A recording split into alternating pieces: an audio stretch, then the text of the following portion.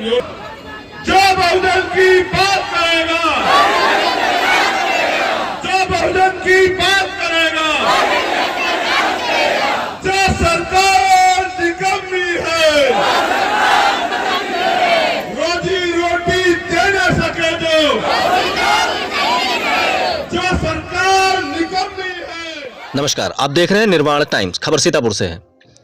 Azad Samaj party Kashiram Bhim army Bharat एकता mission के तत्वाधान में जिला स्तरीय कार्यकर्ता सम्मेलन का आयोजन सीतापुर के रामलीला मैदान पर किया गया। आयोजन के मुख्य अतिथि आजाद समाज पार्टी के राष्ट्रीय अध्यक्ष एडवोकेट चंद्रशेखर आजाद ने रामलीला मैदान पर उमड़े जनसमूह को संबोधित किया। डॉक्टर भीमराव अंबेडकर व काशीराम की प्रतिमा पर माल्यार्पण किया। प्रदेश व जिला स्तर के पदाधिकारियों व कार्यकर्ताओं ने मुख्य अतिथि का माल्यार्पण कर स्वागत किया।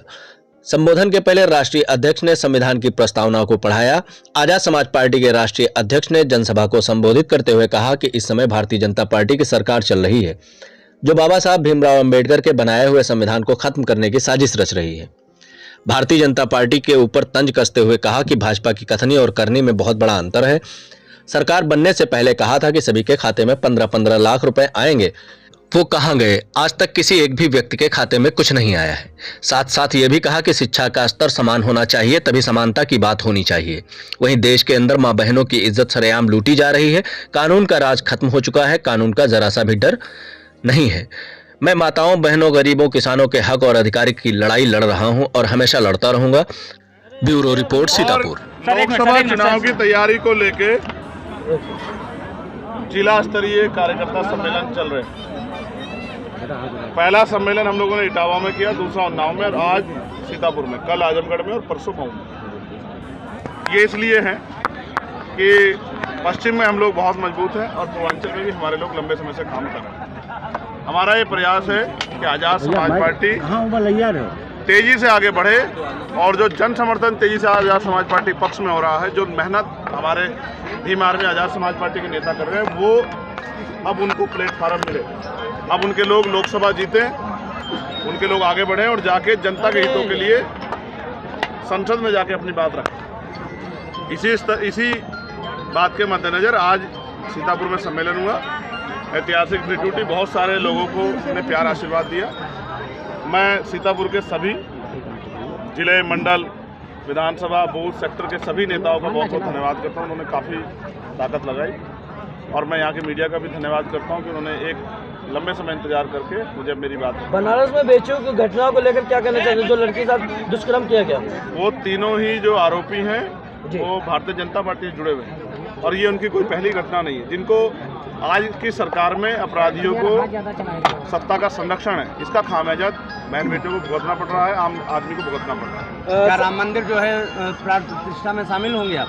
देखिए, ये बीजेपी का कार्यक्रम है, क्योंकि कुदरत के घर जाने के लिए किसी न्योते की जरूरत नहीं होती। वो जो न्योते मिल रहे हैं, मुझे तो न्योता नहीं मिला। ये भाजपा कार्यक्रम है और ये चुनावी एजेंडे के अनुरूप ये कार्यक्रम है।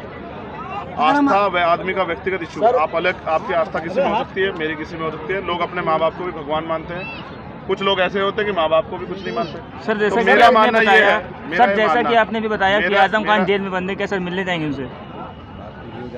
मेरा मानना ये है कि धर्म को राजनीति में नहीं जोड़ना चाहिए, इसके नुकसान है।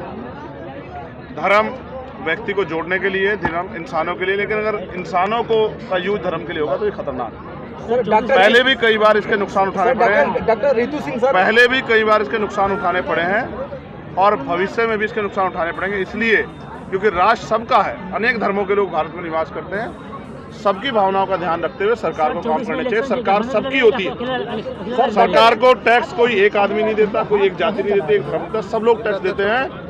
तो सरकार का जो की जिम्मेदारी वो सब लोगों के प्रति है, ना कि किसी एक व्यक्ति, किसी एक बिजनेसमैन या किसी एक नेता या किसी एक समाज के प्रति। आप बताइए सर। डॉक्टर रितु सिंह 115 दिनों दिल्ली में उसमें विश्वविद्यालय के बाहर बैठी हुई, उनको सरकार ने, वो पुलिस वालों ने डिटेन करके उनको जेल में डाल दिया और कहा कि धारा 144 लागू है। लगातार 115 दिनों से रितु सिंह बैठी हुई, इनको न्याय नहीं मिल रहा है, इसके बारे में क्या कहेंगे? आप यहीं से हो? सर, मैं हरदोई से हूँ। हरदोई वाले साथियों, उसको 140 दिन के लगभग हो गया।